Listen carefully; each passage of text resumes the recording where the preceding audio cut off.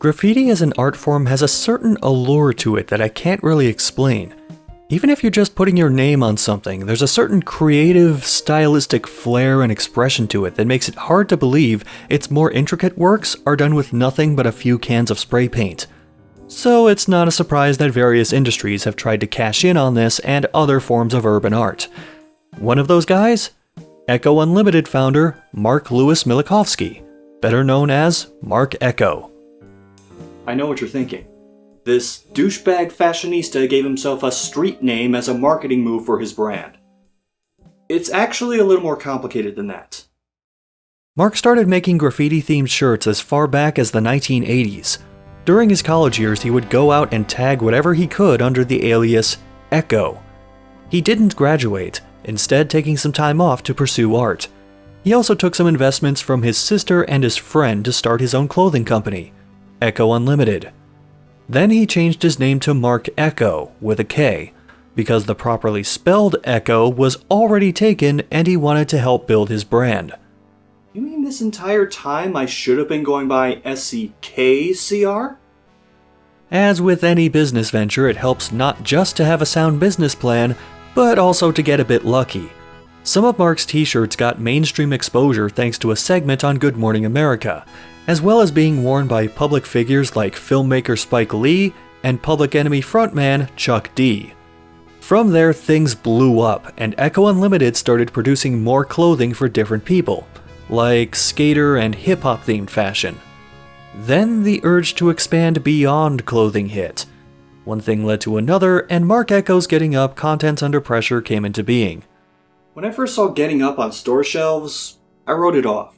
I knew about Marc Ecko, I knew about Ecko Unlimited, and I thought, that fashion guy is a video game now? Pfft, I'll just go home and play Jet Set Radio for the 5th time. Which reminds me, feel free to play a little drinking game with this video. The rules are very simple. Drink every time I mention Jet Set Radio. Obviously, he didn't develop it himself. Marc managed to get The Collective to develop it, makers of several film and TV tie-in games like Men in Black the Game and Star Trek Deep Space Nine The Fallen. They also got help from 2 smaller teams, the unfortunately named Crunch Time Games and PSYOP. If that last one sounds familiar, it's because not only are they still around, they're responsible for that Colonel Sanders dating sim game. Thought you blocked that from your memory? Hell no, I'm making sure you never forget that. But what exactly did Marc Ecko do for Getting Up, aside from attaching his name to it? Well, for one, he pitched the game to its eventual publisher, Atari. But the game's not just endorsed or franchised by him like your Tony Hawk's Pro Skaters or your Wayne Gretzky's 3D Hockeys, or hell, just pick a sports title for the Super Nintendo or Genesis. It's more in line with your Clive Barker's Jerichos. By that I mean Marc Ecko wrote the game's story. But then he went beyond that. Marc was also a creative director, and an executive producer, and an executive producer for the music. At least he wasn't alone. Sean Rosen, who worked on games like Shadow Man, Aggressive Inline, and BMX XXX, was also an executive producer, and helping Marc as an executive producer for music was... Am I reading this right? Sean Puff Daddy P. Diddy Combs. The development process may not have been a clusterfuck aside from being delayed a couple times, but it did miss its planned Black Friday release date, and the holiday season entirely. Also, trying to promote the game proved problematic, in a somewhat similar vein to what Jet Set Radio went through. Marc Ecko secured space in New York City to hold a party for Getting Up's eventual launch. The event would include graffiti artists painting on prop canvases shaped like subway cars. Michael Bloomberg, the mayor at the time, tried to block the party from happening, which I guess makes it a block party of a block party, saying that graffiti isn't art or expression and the event was promoting vandalism. Slight problem though. They already gave the permits for the event, then tried to take them back. Eckō filed a lawsuit against the mayor and the city, which he won, forcing Mayor Bloomberg and City Councilman Peter Vallone Jr., known as the man who hates graffiti and the guy who convinced Bloomberg to pull this stunt, to find some other clouds to yell at. Eckō would go on to include Vallone Jr. in the special thanks section of Getting Up's instruction book, citing him and, quote, all the talking heads that want to blame video games for the world's problems. The judge who presided over the case even made a joke out of it, saying that by the same token, a street performance of Hamlet would encourage murder, and a street performance of Oedipus Rex, well, don't even think about it. If you don't know the story of Oedipus Rex, look it up, and imagine that the ending is being done as a street performance. Because a judge of all people making that remark is all the more hilarious. The fallout of this legal suit? Attendance wound up being quadruple what they anticipated, and MTV and other media outlets covered the event. Australia was a different story entirely. The game was initially classified MA15+, but was later refused classification, saying it promoted and provided instruction for how to create illegal graffiti. Wait a minute, where's the R1 button? Or the control stick? Marc Eckō, you son of a bitch, you lied to me! This basically banned the game from being distributed in the country, even though another graffiti-centric game, Jet Set Radio, did release there. By the way, if you ever want a good laugh, look up the list of games now or previously banned from being sold in Australia. A list including games like Duke Nukem 3D, Left 4 Dead 2, Fallout 3, and Blitz the League. It came out on Valentine's Day in 2006, having to compete with the likes of Arena Football, Disgaea 2, and Sonic Riders for shelf space. Oh, and Black. I only mention that because it was damn near impossible at the time to not see that ad of a luxurious room getting riddled with bullets as classical music plays.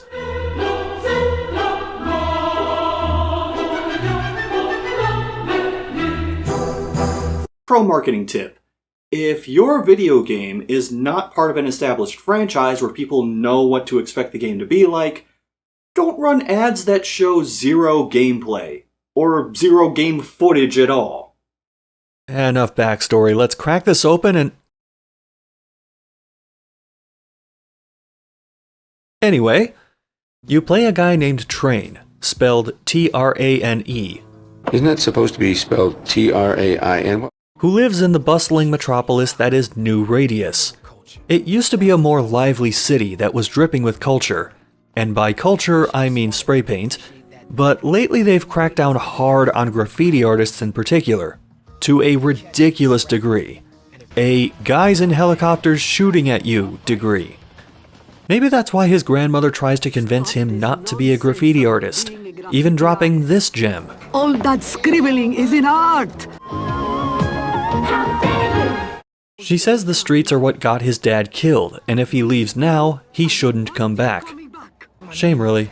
Train is going to miss out on her cryptic advice on life. Grandma used to say, gray hair is God's graffiti. And Just for Men is God's power washer. He takes time to shit-talk a bunch of protesters. They playing themselves with this protest shit. Granola eating hippies.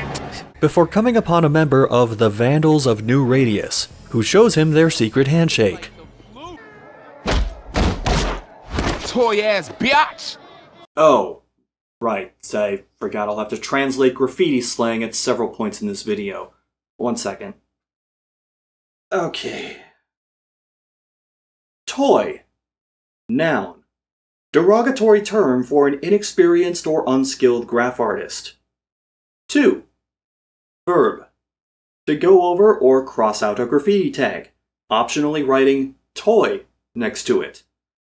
See also the plural toys, an acronym for tagging over your shit. Train immediately tags over the Vandals of New Radius Van R piece, and the in-game tutorial kicks into overdrive, and doesn't stop for several stages. Getting Up's gameplay consists of 3 parts, with the first one being platforming. Train is quite nimble and can easily climb his way up, down, and across most buildings in New Radius. For most ledges, he can either shuffle his way across or drop down and shimmy. He can also wall kick to reach higher places, jump while hanging from ledges, or crouch and crawl through unusually large vents, which for some reason causes the camera to get really sensitive and spin around. The one thing he doesn't do particularly well is run, his top speed being leisurely jog miles per hour. Oh, right, and he doesn't handle falling off buildings very well. You ass mine now, bitch. While Train is capable of navigating most obstacles, there are two things that hold him back. The first is level design. Simply put, Train can only grab, climb, or wall jump off certain parts of the environment, and everything blends into everything. There were times I'd get stuck on a level because a wall I was supposed to climb or a ledge I was supposed to grab just looked like a background piece. This makes the game far more linear and takes some edge off the creative side of figuring out how to get around the city or avoid the police. Then when I did find a way to go, I'd get turned away because I hadn't completed certain objectives. The second issue is the camera. This will be a problem on multiple fronts, but here it means dealing with locked down camera angles that make some jumps way harder than they should be. Getting up tries to help out here and there, like how you can prep for a ledge jump and the view swings to where you're aiming, which doesn't work for certain jumps. As you might expect, graffiti is the main event attraction in Getting Up, and it doesn't hold back. Well, except for one thing.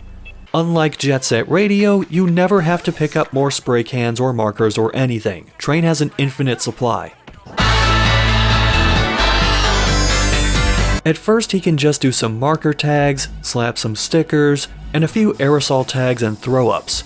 But later on he gets more tools like stencils and wheat paste rollers for posters. And he can do more intricate pieces, particularly wild style works. Throw up. Noun. Graffiti art slightly more complex than a tag, but still designed to be done quickly. Also, wild style. Noun. Type of graffiti using overlapping letters and shapes that's really fucking hard to read. These can be selected from the black book before each stage, and as time goes on, you unlock more art and can swap them in and out to your heart's content. Mostly. If there's a piece that's story-centric or appears during a cutscene, it'll be locked in for that level. The smaller stuff goes up just by selecting the tool, going into graph mode, and pressing a button. This is easy to draw or post on most walls, and you can tag a lot of spots outside of where the game wants you to.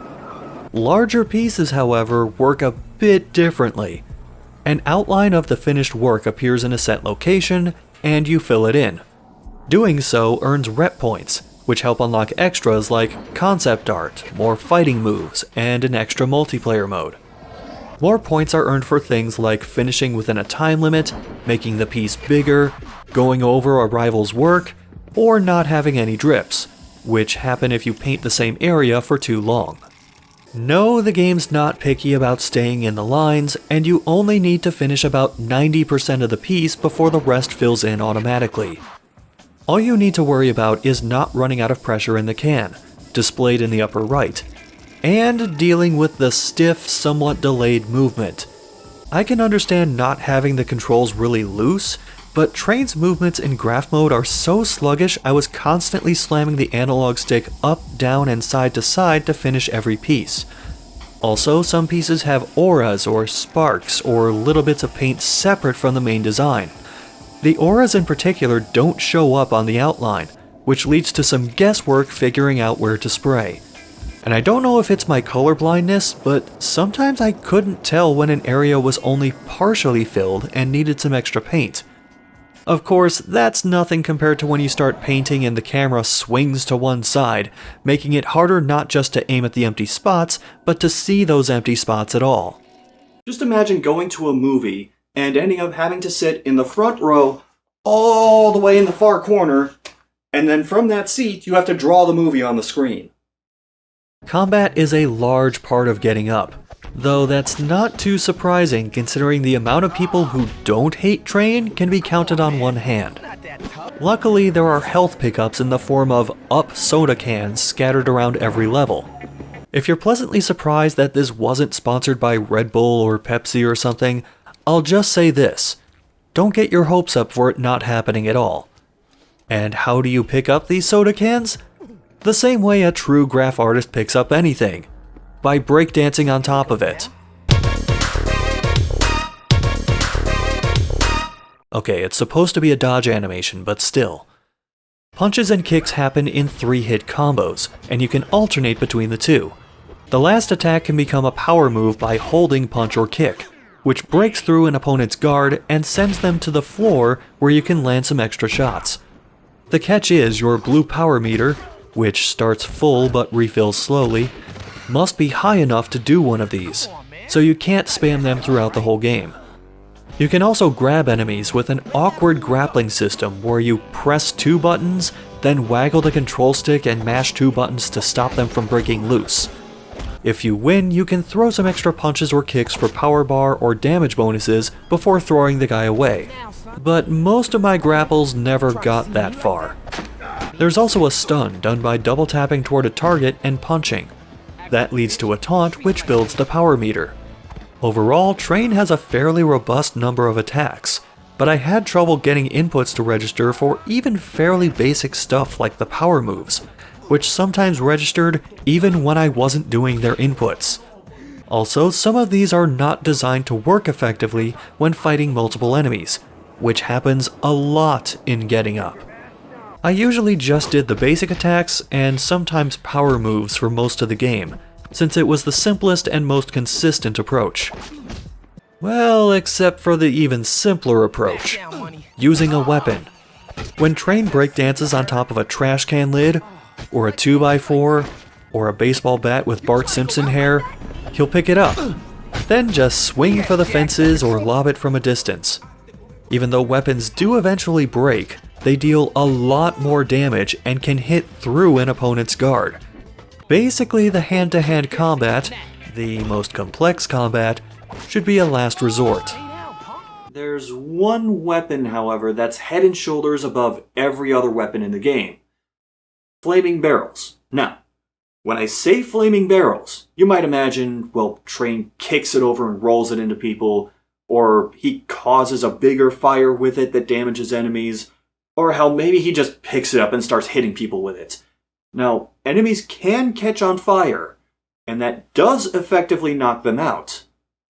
But it's not because of anything you'll do. Nope, enemies will sometimes just walk right into one of these barrels of their own accord, catch on fire, and slump over moments later. I think my favorite part of this is that Train will still trash talk whoever does it, as though that was his master plan all along. Sucks never learn. Train, you won by doing nothing. Maybe you should change your graph name to Luigi. Combat would be a bit less awkward if dodging and picking up items weren't assigned to the same button. I lost count of the amount of times I would try dodging around enemies and either accidentally waste a health item or pick up or swap to a weapon I didn't want. The latter is particularly annoying when said weapon is something big, heavy, and awkward that slows Train down, letting enemies get in several free shots. And if you're thinking of just taking a weapon with you, you better not need to climb anywhere. Train drops it the moment he has to climb a ledge or pipe or ladder. Sure, Train can shove infinite paint cans, paint rollers, markers, stencils, and even bolt cutters into his hoodie, but there's no room for a baseball bat. Every level has a set objective, usually involving X amount of larger art pieces, and to find them, Train can use his intuition, tied to L2. This reveals the mandatory graffiti spots, and the optional spots for extra rep. The intuition function is pretty useful, but also has a tendency to not work if Train is too far away. That and the twisting, turning flight paths of the colored markers can make them hard to track if they fly off screen. Intuition can also show freeform challenges, another side quest of sorts for extra rep. These challenges usually boil down to tagging something a certain amount of times, often within a time limit. You can't tell what the challenge is until it starts, and if you fail, you can't start it over without quitting the level entirely. A few times I started a challenge not realizing I couldn't reach a place I needed to tag yet and failed. Ever take a test where the teacher slips in a question or two for things that they never covered in class? That's getting up. In more ways than one, actually. But I will still take mystery challenge bullshit over the game breaking and becoming unwinnable. I wasn't expecting this to happen nearly as often as it did, but whether it was clipping issues or event triggers not working properly, I had to restart a few levels multiple times. Knock an enemy into an instant death pit? Even if the objective is to beat all of them, that doesn't count for some reason and effectively softlocks the game. I'm not sure what's more impressive, getting a huge character like this to clip through a wall, ensuring the tutorial never finishes, or having a boss character turn invisible and lock in place when he's supposed to run to where the fight happens. Even his voice clips don't play, so when Train gets locked in an empty room, he shit talks the air. Yo, where the rest of the crew at, yo? Oh no? I think you do. Now spill it. Alright, this has been bugging me all video. Why does Train's voice sound so familiar? If you're a rap fan, you might be thinking the same thing. And for good reason. He's voiced by Talib Kweli. Consider me the entity within the industry without a history of spitting the epitome of stupidity. I guess this is what Talib did when he wasn't busy founding and running his own record label around the same time. Anyway, Train runs away to the pool yard, where all the best local graph artists leave their mark. After beating up White Mike, a thug with some questionably written dialogue. Well, I'm from a place called Fresh Off a Nigga's Ass. And you making me homesick. Wait, this guy sounds familiar too. Who is that? Charlie Murphy! Charlie Murphy! Train beats up some Van R members, including one whose superpower is to walk through graffiti, and goes over all their art, including a piece by their leader, Gabe. And if it's not already painfully apparent, they're big fans of a basketball team that's definitely not the New York Knicks. You can tell they're not the Knicks because they actually win most of their games. You're trying to go over my piece, huh? I suppose that makes you a legend. Oh, and Gabe is voiced by a rapper too, specifically MC Search. B-boy decoys will try to deploy the troops in black hoods and black boots. They beat the shit out of Train, steal his stuff, and mark him with Toy and a big X on his back. But all this does is make him more determined to make a name for himself, and get back at Gabe and his crew. Along the way, he meets graffiti legend Futura. Who is Futura voiced by? Futura. Futura's a legit graffiti artist and illustrator, and, like most of the other graffiti legends who play themselves in this game, he has all the acting talent of the walls he paints on. When you see a legend piece on the street, underground, wherever, take a flick of it and keep it in your black book. This is your Bible. It's like a parking lot for subway cars, sitting ducks. It's all about bombing the train. This leads to something else Train can do in each stage. Track down pieces by famous graffiti artists and photograph them with his Nokia phone. Yeah, I told you not to hold your breath on the in-game sponsor stuff. Each photo unlocks a page in the black book with a bio and some artwork by said legends, as well as more elaborate bios and a few tags by the more prominently featured ones. This is also the point in the game when levels open up a bit, allowing for more exploration. Well, except for the parts gated off by invisible walls. That aside, I don't mind the look of getting up. Yes, it's a game where the most dominant color is gray, and some environments can get pretty samey, particularly when you're underground, making the brighter, more contrasting environments of Jet Set Radio more immediately compelling.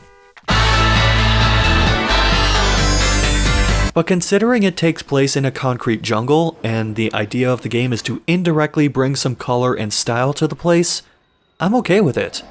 It's complemented nicely by a soundtrack that features lots of moody hip-hop and alternative hip-hop tracks to help set the mood. A mood which gets broken every time Jane's Addiction pops up and starts shrieking about mountains.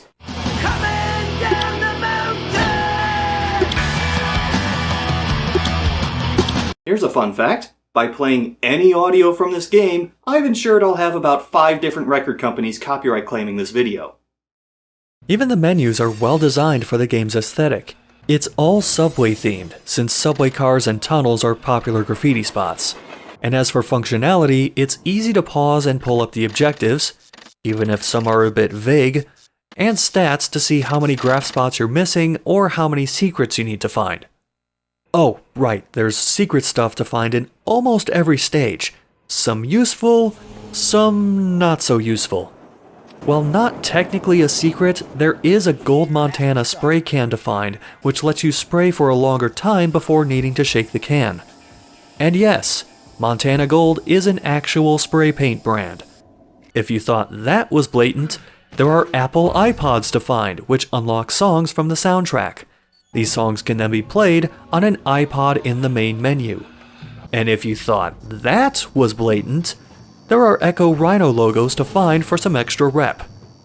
As for the actually useful secrets, there are some packs to pick up which boost the health and power meters, but most of the secrets in the game are the iPods, which, much like real iPods, I didn't give a shit about, and I ignored them after a while. Do you think someone thought they were being clever by having an Apple product show up in various places in a city based on the Big Apple? Seems like the product placement equivalent of a dad joke. Time goes by and Train starts fighting construction workers. It's okay to beat them up because one of them mentioned beating the shit out of a tagger that lunged at him. A couple of them artists painting on the trains the other night. The other came at me and ended up on the ground with a cracked skull. It's also around this time you'll realize stealth plays a major role after the first few stages. Train can sneak around, because apparently having his hood up makes his footsteps softer. If he gets behind someone, he can knock them out with a spray can, and that will KO them for the entire stage. It even works on enemies wearing helmets. It's the most useful attack in the game, but also annoying to pull off for 2 reasons. 1, the wind-up for it is way too long, giving enemies time to move out of the way and spot Train. 2, it requires holding 2 buttons, and even though I swear I was doing that, sometimes Train would just start throwing hands and I'd have to either fight or run around until they lost sight of me. This is especially bad when it happens against the stronger enemies later on. Train continues tracking down members of the Van R crew and... you know, Train, at some point you gotta ask yourself, is this really worth it? And yes, the camera angle and flashing lights do make it really hard to tell how much of a piece is finished. He beats Gabe's location out of one of his underlings and proceeds to bomb their home base. Oh, right, that means something else. 1 second. Let's see here. Bomb. Verb. To paint or tag several surfaces in one area. Train goes over all their art. They don't like that. And he runs off to officially form the Still Free crew with a couple guys he met earlier, including Tom Murphy! But a guy named Decoy shows up and says the mayor is cracking down on graph artists as a means to take away the rights of every citizen in New Radius. Yeah, okay, Mr. Illuminati. But he also points out they're making new subway cars that are supposedly graffiti-proof. Train goes to test them out, but finds what look like Van R tags mocking his crew. He tags over their work and a few billboards for the police's CCK division. And if you're wondering what CCK stands for, it's Civil Conduct Keepers. Kind of a weak name if you ask me. I would have gone for something like KT Saab. You know, the Knock That Shit Off Brigade. He also meets another graffiti legend who's famous for top to bottoms, and wonders about doing them himself. Top to bottom. Noun. Art that covers the whole vertical space of a train car. Also, that shit Train already did a few stages ago, so why is he asking about this now?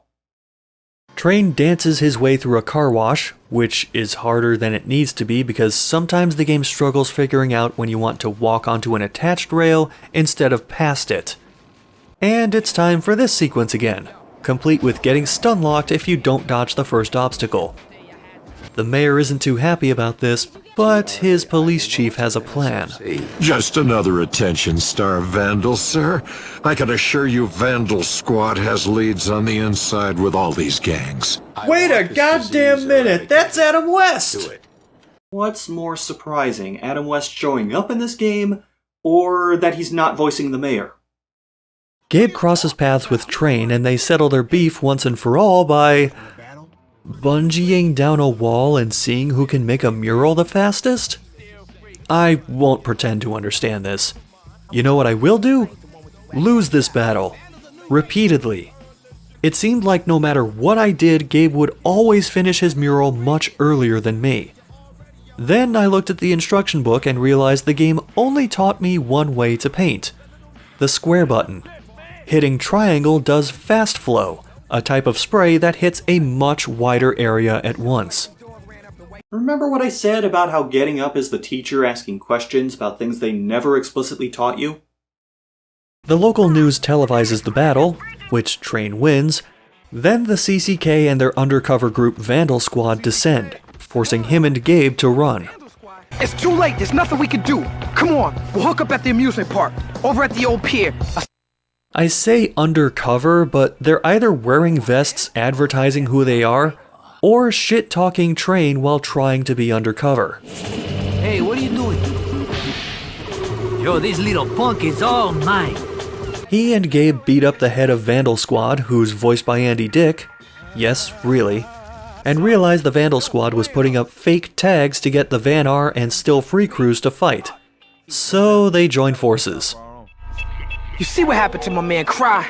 Why are we doing this? Come on. Yo, We gotta round up the that bitch was troops. crazy, wasn't Why does that keep happening? For the record, I'm not skipping cutscenes. Sometimes scenes will end with the voices getting abruptly cut. After Gabe shows Train how to play Frogger in real life, they put up some posters on the freeway and narrowly escape the Vandal Squad. But they end up crossing paths with the Wrong Way Assassins, a graph crew who do absolutely nothing. Train gets some elevator action before destroying parts of a giant neon sign so it spells out his name and his crew. Look, Train, painting posters is one thing, but now you're just outright breaking shit. The CCK chase him onto a set of tram cars, which he tags while getting shot at, and the local news catches up with him for an interview. Yes, the local news anchor does a better job keeping up with Train and Gabe than the fucking police special task force that was no more than 20 feet away moments ago, but I guess they're just gone now. Initially, she asks about some graffiti with the mayor's face and a date under it, but that's not being done by Train or Gabe. So instead, their interview goes like this. People are gonna eventually wise up in this city and realize Sung and the CCK are nothing but a bunch of con men. They trying to get us to destroy each other. Still free, Mr. Mayor. What? Yeah! VANR, what? It's our city too. Who's next? Maybe it'll be you, Miss Knight. Okay. Have you considered hiring a publicist for the Still Free crew, Train? Because you are terrible at this. Train gets jumped by Decoy and taken to his hideout, which triggers a long fever dream of a cutscene to abruptly change the game's plot. Decoy turns out to be the guy posting the Mayor 906 art, which this is the first time I've seen it. Maybe I just wasn't looking hard enough before. He reveals he knew Train's dad before he died, and thinks the mayor is not just behind his death, but watching over the whole population and keeping files on him and everyone in his crew. Train tells Gabe everything, including where Decoy is, before they break into CCK headquarters. Train finds that yes, they do have a file on him, and are keeping tabs on every crew in New Radius. Before they get out though, Gabe gets caught. You know, considering that every time Gabe and Train go somewhere, Gabe insists on taking a different way in and out, I can only be so surprised that this happens. Which is to say I'm not surprised at all. Back at HQ, the news says the Still Free crew caused a fire in the apartment building where Train's grandma lives. Which, obviously they didn't, but then their building catches fire and they need to escape.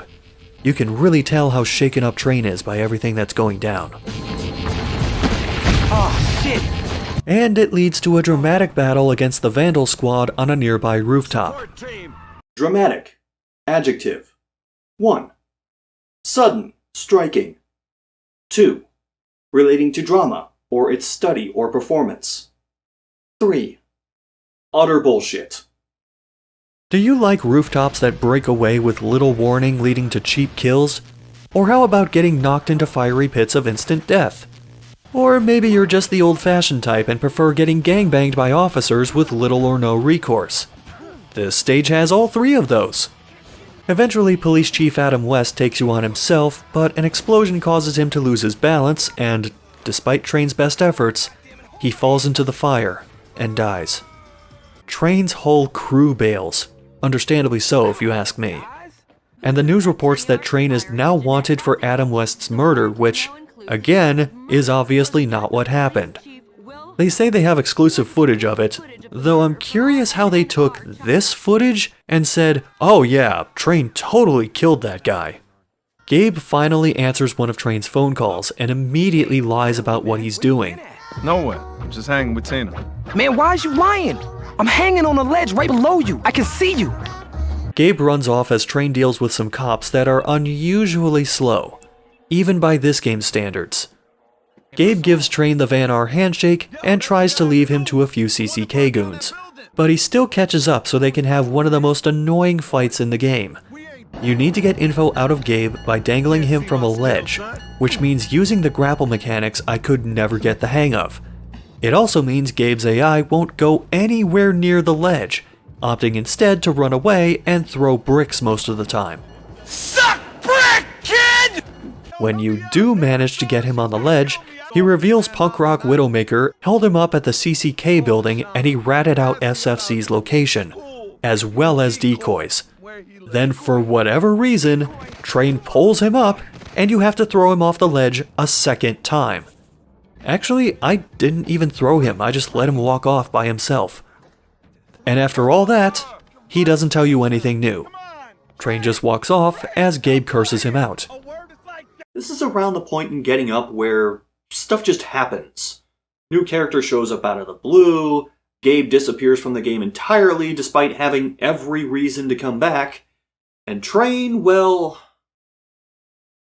at least he starts with a sensible direction? He finds Decoy, mortally wounded after getting raided by the CCK, and Decoy tells him everything. Train's dad was hired as a hitman for Mayor Sung to take out his opponent. Then Sung killed Train's dad on September 6th to try and cover his tracks. He makes a mural for Decoy as the mayor's message gets broadcasted on the news, which is projected from a blimp he's on because... New Year's conference or something? He calls the news anchor from before and says to meet him in 1 hour at the bridge. 906. I think it's a date, and I think it has something to do with my father. You want more? Train, are you really doing this shit now? Really, Train? Decoy just told you the significance of the date and how it relates to your Wait, are the paint fumes killing your short-term memory? I should note Train's graffiti, namely his wheat paste work, changes to imply Sung is hiding something, or in some cases, making him look like he's holding guns. It carries meaning to him, but if you're just an average citizen seeing these, they look like the graffiti equivalent of those Facebook posts your embarrassing uncle shares. Train goes up the bridge and bungees down the side of it to paint "Still Free" in giant letters.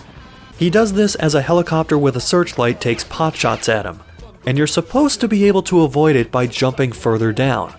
I say supposed to because half the time it doesn't work. The light will just continue tracking you further down. Also, there's no such maneuver for going up the bridge, so if you try doing the letters from bottom to top, you've just made the level take a hell of a lot longer. Train's efforts are so successful that the reporter arrives in a helicopter and repeats everything everyone who isn't Train already knows.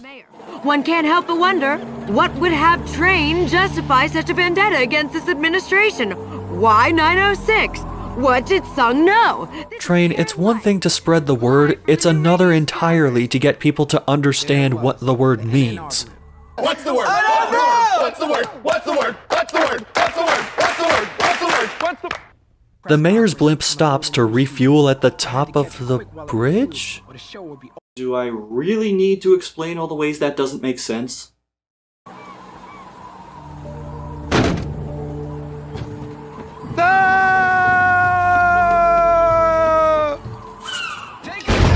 Correction, do I need to explain all the ways that doesn't make sense?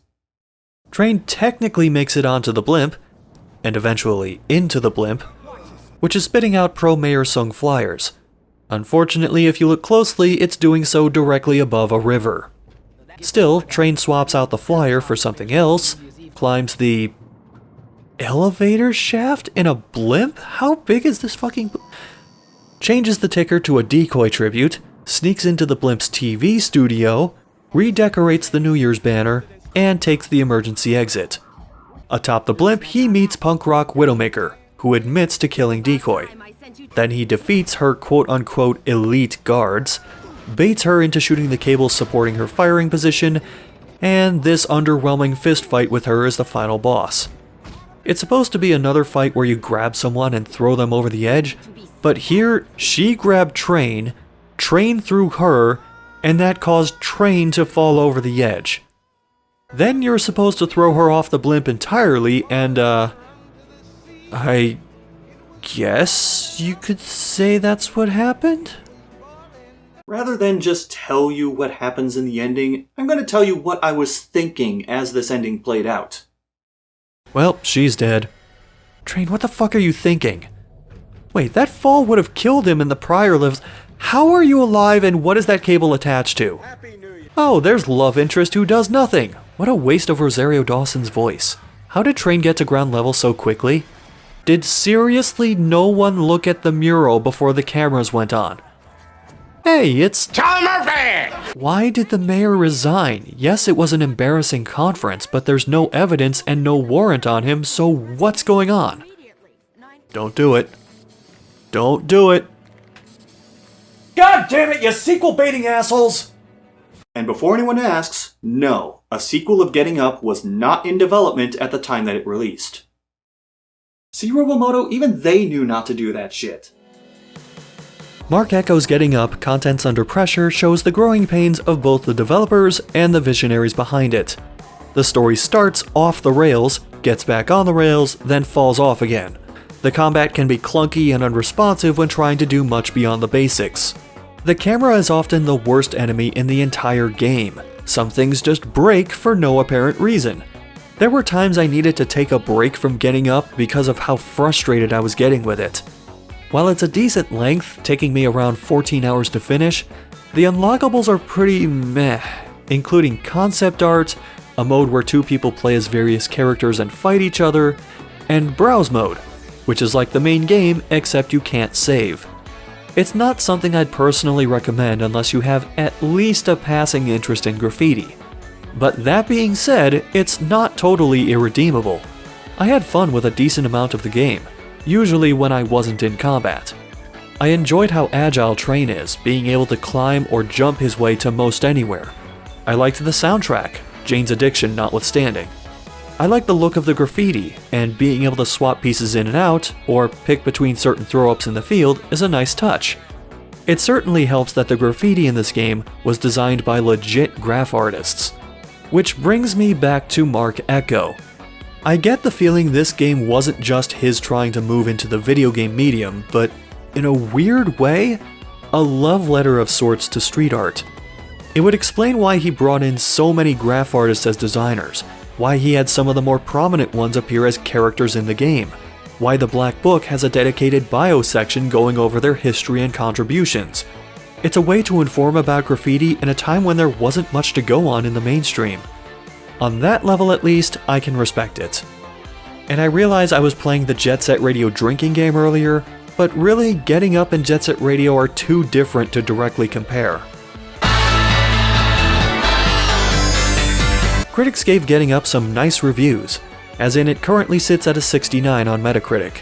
X marks the Eckō, while he admitted to various difficulties in development and the final product not being as precise as he wanted, at one point said Atari, quote, shit the bed with how it handled Getting Up. He also said the game was as polished as it could be for a no hard drive console like the PS2.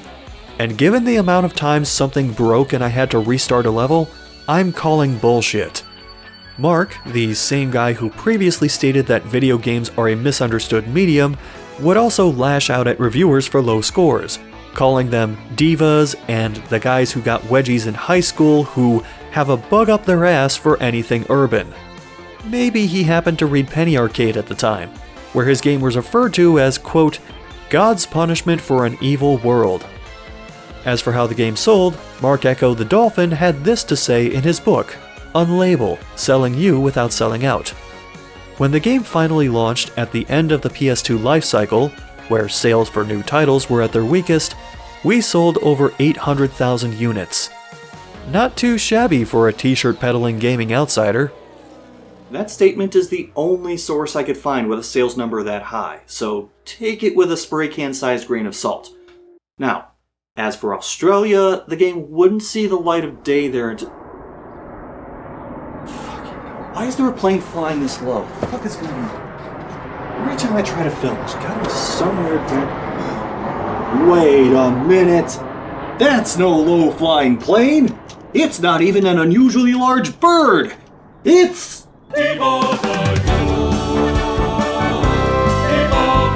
Video game publisher and best part of E3, Devolver Digital, picked up the distribution rights for Getting Up after Atari did what Atari does best, filing for bankruptcy.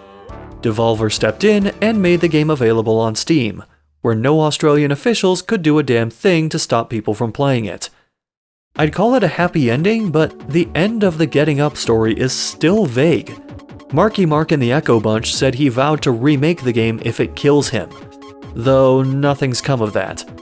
Ecko Unlimited's Twitter announced a sequel was in development, but that was years ago and not a word has been said about it since. Regardless of whether a sequel materializes or not, given the cult following that Getting Up has, you could say Ecko left his mark on video games. I'll show myself out, thank you.